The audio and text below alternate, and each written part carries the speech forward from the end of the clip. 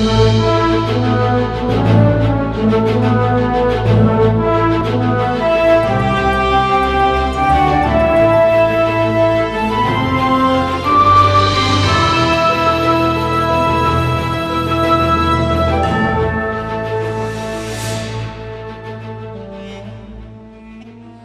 you for joining us today on A Certain Sound Daily Video Devotional, the book of Malachi, chapter 3, beginning with verse 13. Malachi, the last book of the Old Testament, chapter 3, verse 13. Your words have been stout against me, saith the Lord. Yet you say, what have we spoken so much against thee? That is the seventh question, or the seventh time that the Israelites, the people of God, are responding to the charge of God against them. There are 7 charges of God against these people. This is the 7th one. The 7th one is, your words have been stout against me. Their response to every one of God's charges is basically the same. What? We don't see it. That's their response. The response is, you tell us this, but wherein have we robbed you? We don't see it. Wherein have our words been stout against thee? Meaning, we don't see it. But God always has an answer. And his answer to them is in verse 14. He says, you have said, it is vain to serve God. Can you imagine people saying that? And you say, what profit is it that we have kept his ordinance? You know, a lot of people, I've heard people say that.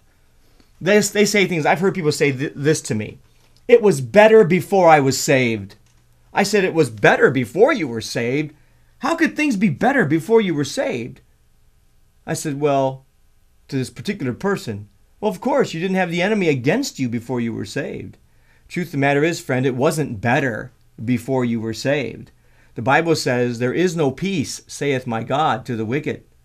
The Bible says, what shall it profit a man if he gains the whole world and loses his own soul? We just thought it was because we didn't have any resistance. If it felt good, we did it. But now that you give your heart to Jesus, you have gone from the enemy's side to God's side, and the enemy is now against you. Now you're in a fight. He says here, you have said it is vain to serve God. What profit is there that we have kept his ordinance? In other words, we've walked mournfully, and what do we get out of it? Sounds like a selfish person. It sounds like they were serving God for what they could get out of God rather than for what God could get out of them. I remember when I was a kid, my parents used to entertain missionaries and speakers in our house all the time. And that brings me to this verse, verse 16. It's one thing to speak against the Lord, but it's another thing to speak for the Lord or to speak of the Lord. And my mom and dad would entertain these missionaries and speakers and pastors in their home. And I noticed that they would stay up late at night and they would just sit around the kitchen table. We had to go to bed, but we would listen in the stairway. They didn't know it, but we would listen. And these preachers and missionaries would talk about the Lord. They'd talk about where they were. They'd talk about their ministries. They'd talk about the people that got healed, that got saved. They would talk about so many things, but it was always about the Lord. It was midnight sometimes, and they were still talking about the Lord. And when I read this next verse that I'm going to read to you, which is the opposite of people speaking against the Lord, when I read this verse, it made me think of those missionaries and pastors in my parents' home.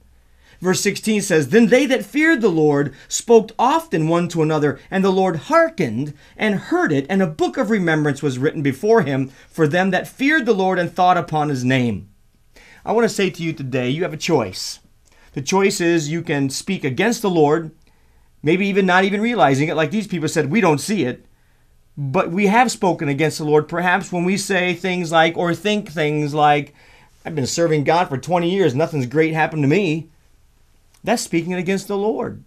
Why? Because you're saying that God hasn't done what you think he ought to do when you think he ought to do it.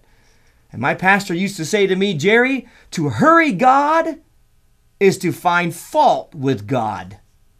So rather than hurry God and thereby find fault with God, leave God alone and instead speak often to one another of how good your God is. It says, then they that feared the Lord spoke often to one another. And guess what the Lord will do? He will hear what you say.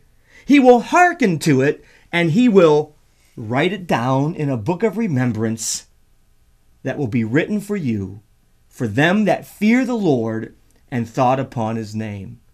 God hears what you say to one another, and he says, I'm going to write that down. Thank you for watching A Certain Sound Daily Video Devotional. A Certain Sound is a production of Word of Truth Christian Center in Bowling Green, Ohio. For more information or to listen to the 1-hour internet radio program titled Truth Talk, visit us online at www.wordoftruthbg.org. You can also write to us at Word of Truth Christian Center, 1163 Napoleon Road, Bowling Green, Ohio, 43402, or send an email to wotcc@wordoftruthbg.org.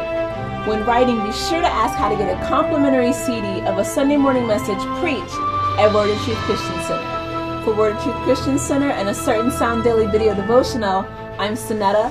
God bless, and we'll see you tomorrow.